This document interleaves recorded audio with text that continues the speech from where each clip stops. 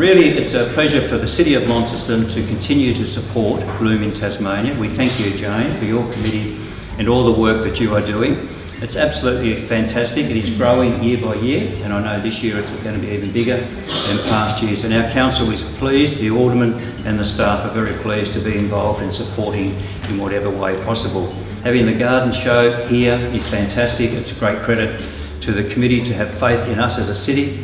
Thank you to all those that are sponsoring in some way, to the support that you give, because without the sponsorship it won't happen as well. But to the hard-working committee, congratulations on what you have done, and I'm looking forward to seeing the Albert Hall. I was trying to get a sneak preview, but I couldn't get in there. He doesn't have the keys at the city. I haven't got the key to that, no. That's for special people. And we have a lot to be thankful for, a lot to be grateful for, especially as the Mayor has said, being able to live in this prized part of our globe. The government is very pleased to continue to support this event. Last year was, I think, exceeded expectation. I asked Jane earlier and she told me that 3,000 people attended the festival last year. There are not many events that get 3,000 visitors in their first year. I'm excited about what the future of the event will be, and we need to continue to nurture it and let it grow. This year we've also seen that the festival has been broadened as well, not just from a weekend but now to a 2-week state event with open gardens, art galleries, tours and workshops across the state.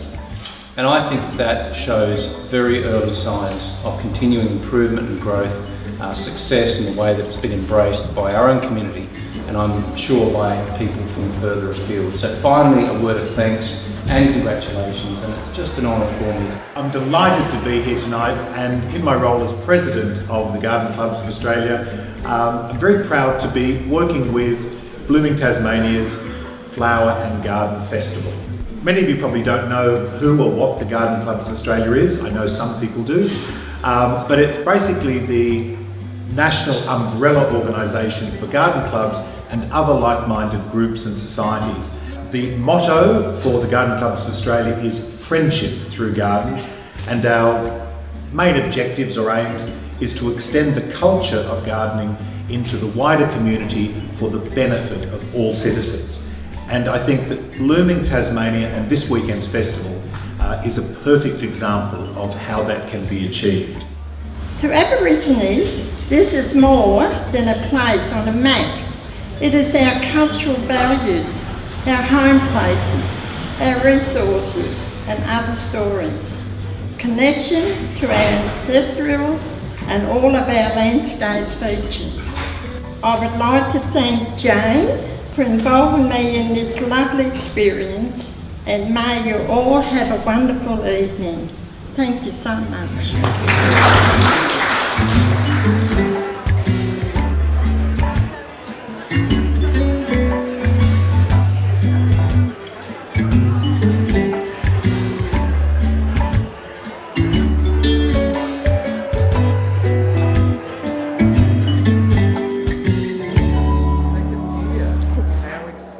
Isn't it?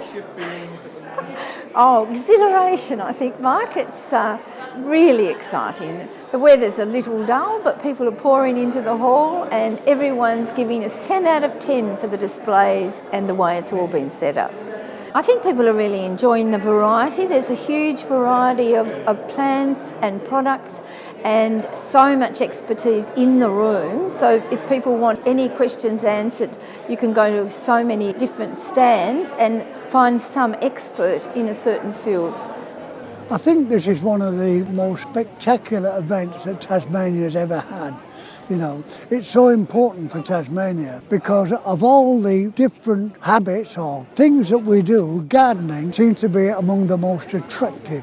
Look at the crowds of people that are here today. It's an indication of the extraordinary interest that people have in gardening. It's the most creative thing that just about anyone can do.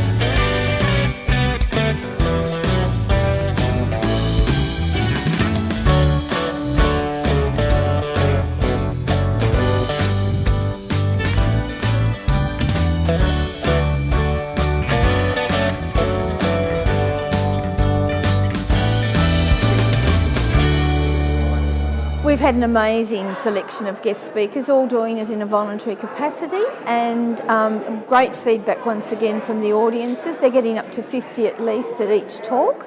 We moved the speakers upstairs this year so that with the noise factor, but it's also created greater space in the hall for more stands.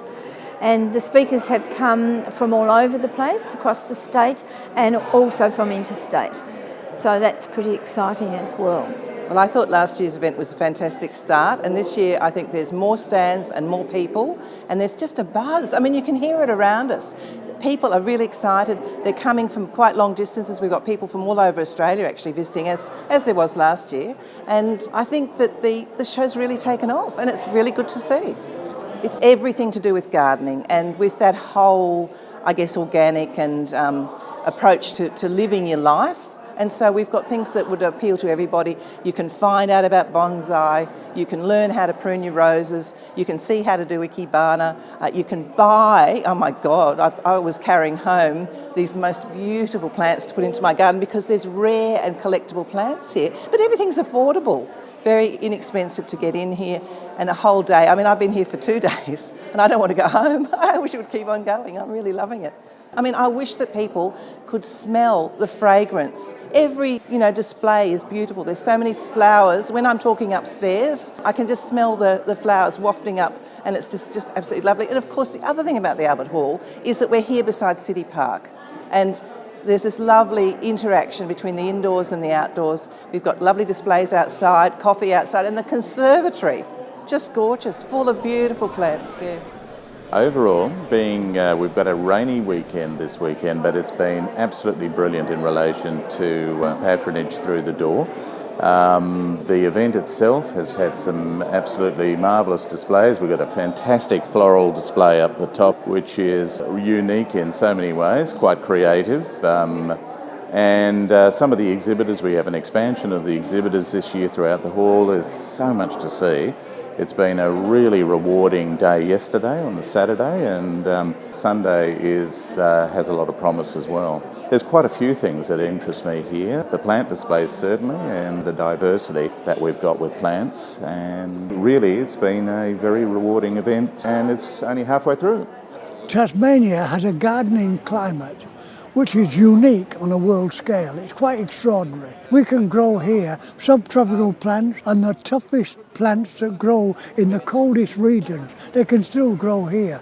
So the range of plants that can be grown in Tasmania is extraordinary. And this is one of the reasons why the gardens here and the gardens that are going to be on display as part of this festival, and that's what it is, are some of the finest in the world. It's quite incredible.